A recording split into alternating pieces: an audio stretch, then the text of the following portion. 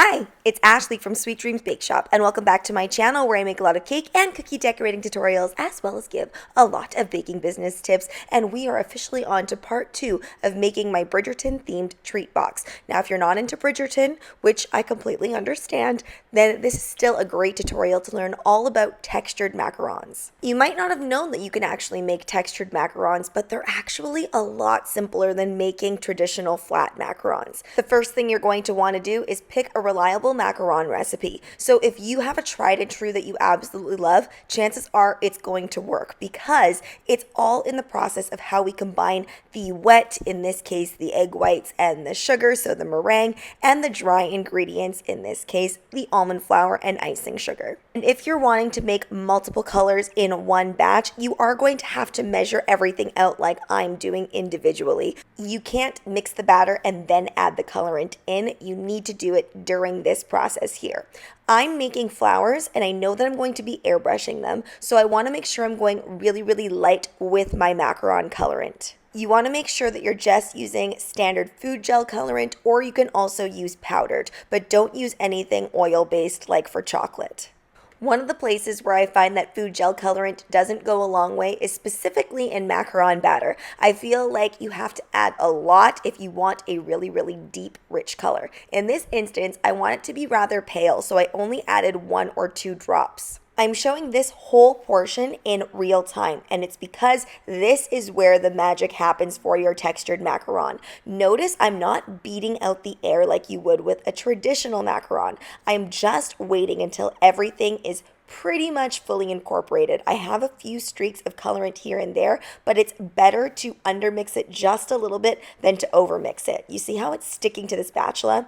I want to mix the rest of my colors, but I do need to be speedy, so I do hurriedly try to do the rest and cover it with plastic wrap so it doesn't form a skin. If you're just starting out with textured macarons, then using a 1M tip to create this rosette is the best place to start because it's super easy. If you've piped cupcakes before, you can definitely pipe this. I start from the center and then I work my way around. Try not to let that peak too much when you end off your rosette. The reason is because that part will get burnt in the oven if you let it peak up too much. This is supposed to be a pansy, but it doesn't look as pansy-like as it could. Definitely reference a picture as you're looking at this. I do think it looks like a beautiful flower still, but it doesn't look as pansy-like as it could, and that is because my petals are a little bit too even. So if you do want to make sure that you have a really beautiful pansy, look at a picture and make those petals just a little bit wider on the bottom portion. Also, to make these thin petals, which is very different than the rosette, you want to make sure you hold that piping tip nice and flat. Notice how flat I'm actually holding this. I also should mention that I'm using a Silpat for all of my macarons today. This is going to make it super easy to pipe on, and it also makes the macarons more easily removable. Parchment also doesn't bake as evenly. I'm emptying out the rest of my piping bag because I need to make the little round circles to go underneath. You could match flower to flower, but I find this a lot more difficult, especially since I'm not using a stencil for the flowers. So instead, I'm going to go with a round macaron on the bottom. I don't recommend what I'm doing here, which is using the exact same mat for those round macarons. You should really do it on a separate mat so that you can bang it out, because I do end up with air bubbles, which is why you see me banging the pans in most of my macaron videos, which helps make sure that there are no air bubbles in there. Making a different type of flower here, and honestly, I probably could have kept the exact same tip to create this flower, but I decided to do something a little different. Play around with it. Put your tips in different directions. If you're really good at piping buttercream flowers, you can pretty much use any of those ideas. And don't worry, you are going to get feet out of your macarons. I learned that pretty much to get feet, all you need to do is to let that macaron batter rest. And that's it. If you let any macaron batter rest, even if you've made it not really that correctly, I find it still develops feet. It's all about that rest time. By the way, feet on a macaron is that little bubbly bit underneath, and that's what creates that really yummy texture that macarons have. I know I showed you not too long ago how to make these circles, but you will need to mix that macaron batter again, get it a little bit looser, but not too loose because you don't want it spreading everywhere. And yes, of course, you'll always have to do that process second because, of course, you can't thicken up macaron batter once it becomes loose. One last textured macaron idea here. I am making a leaf. Notice for all of my flowers and my leaves, I'm utilizing my circular pattern underneath just to give me a bit of a guide. I don't like having to print out multiple different shapes. I like to eyeball things, but I do want to make sure that things are going to fit together. So I use circles as a guide. If you guys are more sticklers and you want to use pictures, go ahead and print those out. You can make them on Canva really easily, or there's a lot of places that also offer free PDF files, or you can pay like $1 to use some of the fancier ones. I always let my macarons rest for at least an hour. And notice here how as we go down the line, it gets less and less opaque. We're looking for opaque. Once it turns opaque, you can put it in the oven.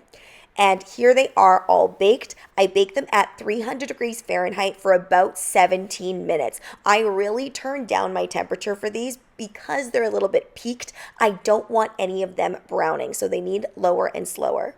If you don't want to overcomplicate things, you could end it there and then skip to the filling part. I'm going to be using my airbrush here. The Cookie Countess sent me this airbrush a little while ago. I absolutely love it. It is one of my favorite airbrush systems that I've used. It never clogs, which is what I'm looking for. I use a really, really light hand when I'm airbrushing macarons, and always make sure to test out your airbrush on a separate piece of paper before actually beginning on your product, because airbrush colors can look very different from the outside of the bottle. For all of my designs that I used airbrushing on, I really aimed for the center or the outer edges, and make sure not to oversaturate. This should be dry within minutes. Jenna Cakes sent me this luster dust. It is my new favorite gold luster dust. Not a sponsored video, but seriously, if you like the way that these turn out, definitely go and check out Jenna Cakes. I added a little bit of vodka, but you can use lemon extract if you don't want to use any alcohol, just to brush on in the center. You could also dry brush this on as well, but I just find the gold really comes shining through when you add a little bit of vodka or the extract. For the roses, I'm still sticking to the center, and then I'm aiming for those ridges that are popped up just to give it that little bit of extra glam. I couldn't decide what to do with the leaves. I did add on a little bit of green airbrushing here, but I couldn't decide if I wanted them splattered with gold or not. I think they would have looked great either way. Moving on to the fillings, making a really easy fruit compote. I use frozen raspberries, and then I'm also making a chocolate ganache as well. For the ganache, I am going to be using a buttercream dam, so I just went with a 2-to-1 ratio, with the chocolate being the higher ratio. And honestly, for the fruit compote, I didn't really do too much. I just added that sugar in, added the frozen raspberries, a squeeze of lemon juice, and then I reduced it down. That pretty much is what a compote is. And then I'm using Italian meringue buttercream.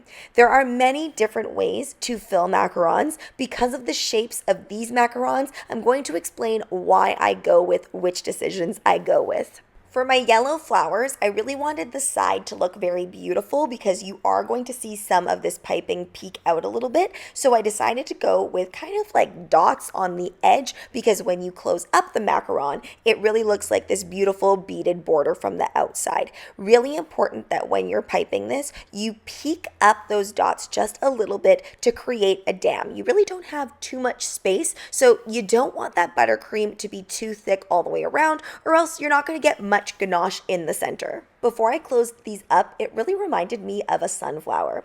For my rose macarons, I'm going to go with something a little bit different. Because the rose itself is already very intricate, I'm just going to go with a band all the way around, and I do 2 swoops. When I was taught how to fill macarons, it was always just the one swoop around, but I really, really want to pack in that filling. And also, these rose macarons are quite puffy in comparison to a traditional macaron, which means that the ratio of buttercream to macaron won't be so off. And I filled the roses with a little bit of that raspberry compote.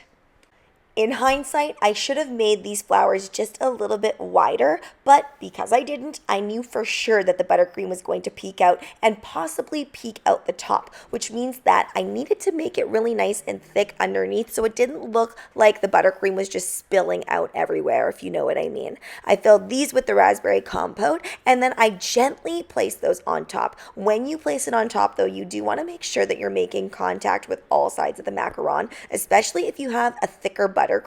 If you don't press it down just a little bit, you're going to end up with gaps. These green ones are going to get rolled in score bits, so I really wasn't too picky with how I filled these up. I just needed to make sure that it was thick enough that it was going to be able to hold onto the score bits, because they're a little bit thicker, so if I made it too thin, then no score bits would actually be able to attach. And I don't want any of that buttercream leaking out either. For any of you bakery business owners, do not fret. Once I put the entire box together, I will be divulging all of my pricing for this, but look at how beautiful they are. They just look so fabulous. And I gotta say, the feet on this particular batch was quite nice.